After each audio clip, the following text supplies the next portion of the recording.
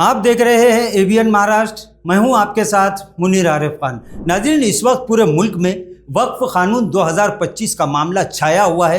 तमामी opposition पार्टियों के साथ साथ इस मुल्क की सैकड़ों दीनी मिली समाजी तंजीमों की जानिब से जिस तरह से ये ऐलान कर दिया गया है कि वो मरकज़ी हुकूमत की जानिब से लागू किए गए वक्फ कानून 2025 को किसी हाल में कबूल करने के लिए तैयार नहीं है, तो वहीं मरकज़ की बीजेपी सरकार और उसकी इत्तेहादी पार्टियों की जानिब से बार बार ये चेतावनी दी जा रही है कि हर हाल में हर हिंदुस्तानी को ये कानून मानना ही होगा। नाज़रीन, इसी मामले को लेकर इस मुल्क से सियासी समाजी तंजीमों के साथ साथ अहम लोगों की जानिब से सुप्रीम कोर्ट में कम से कम 20 से ज़ायद अर्जियाँ दाखिल की जा चुकी है और कल 16 अप्रैल को इस मामले को लेकर सुप्रीम कोर्ट में एक अहम सुनवाई होने जा रही है, जिसके चलते अब पूरे मुल्क की निगाहें सुप्रीम कोर्ट पर टिकी हुई है। इस तरह के ख्यास लगाए जा रहे हैं कि कल इस मामले को लेकर सुप्रीम कोर्ट कोई बड़ा फैसला दे सकता है। इस तरह के सवालात भी मुल्क के अवाम की जानिब से किए जा रहे हैं कि आखिर क्या सुप्रीम कोर्ट मरकज़ी हुकूमत के इस कानून के खिलाफ कोई फैसला करेगा,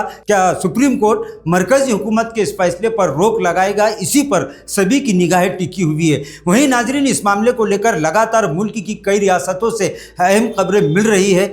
आज इस मामले को लेकर यूपी के वज़ीर आला योगी आदित्यनाथ ने एक बड़ा बयान दिया है। जिस तरह से बंगाल में गुज़िश्ता 4-5 दिनों से वक्फ कानून के खिलाफ एहतजाज चल रहा है, गुज़िश्ता 2 दिन पहले इस एहतजाज ने तशद्दुद का रास्ता इख्तियार कर लिया। इसमें कम से कम 3 मुस्लिम नौजवानों की और इस तरह की खबरें भी मिल रही है कि 2 गैर मुस्लिमों की भी जान गई है। इस मामले को लेकर योगी आदित्यनाथ ने नाज़रीन एक बड़ा बयान दिया है। उन्होंने सीधे सीधे ये कहा है कि दंगा करने वालों को सिर्फ डंडे की ज़बान समझती है। उनका ये कहना है कि लातों के भूत बातों से नहीं मानते। नाज़रीन, इनके इस बयान के बाद समाजवादी पार्टी के एमएलए और समाजवादी पार्टी के महाराष्ट्र के सदर अबू आसिम आज़मी का भी इस ताल्लुक से एक बहुत बड़ा बयान सोशल मीडिया पर वायरल हो रहा है। उन्होंने कहा कि जिस तरह से सोशल मीडिया यानी उन्होंने कहा कि गोदी मीडिया इस तरह की खबरें दिखा रहा है कि मुर्शिदाबाद से हिंदू समाज के लोग यहाँ से किसी और जगह पर जा रहे हैं। उनका ये इल्ज़ाम है कि ये सारी साजिश बीजेपी की जानिब से रची गई है।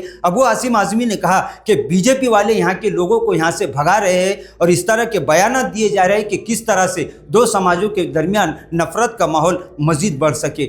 नाज़रीन, वहीं इस मामले को लेकर all India Muslim personal law board, Jamaat-e-Islami Hind और जमीयतुल उलमा हिंद की जानिब से भी सुप्रीम कोर्ट में पिटीशन दाखिल की जा चुकी है। इस मामले को लेकर कल सुप्रीम कोर्ट एक अहम सुनवाई करने जा रहा है। चीफ जस्टिस संजीव खन्ना की बेंच इस मामले की समाअत करेगी और इस मामले पर अब इस मुल्क के करोड़ों अवाम के साथ साथ चाहे बरसरे इख्तिदार सियासी पार्टियां हो या फिर अपोजिशन सियासी पार्टियां, सभी की निगाहें इस जानिब लगी हुई है। अब देखना यह है कि कल सुप्रीम कोर्ट इस मामले को लेकर क्या इक़दाम करता है। क्या सुप्रीम कोर्ट मरकज़ के फैसले पर रोक लगाएगा या फिर इन पिटीशन पर कुछ और होगा। इसी पर सभी की निगाहें टिकी हुई है। नाजरीन, चंद ही घंटों बाद सुप्रीम कोर्ट में ये सुनवाई शुरू होगी। अब देखते हैं कि सुप्रीम कोर्ट इस मामले को लेकर क्या इक़दाम करता है। नाजरीन, आज के लिए बस इतना ही। फिर मुलाकात होगी कुछ नई वीडियो के साथ। तब तक के लिए हमें इजाज़त दीजिए।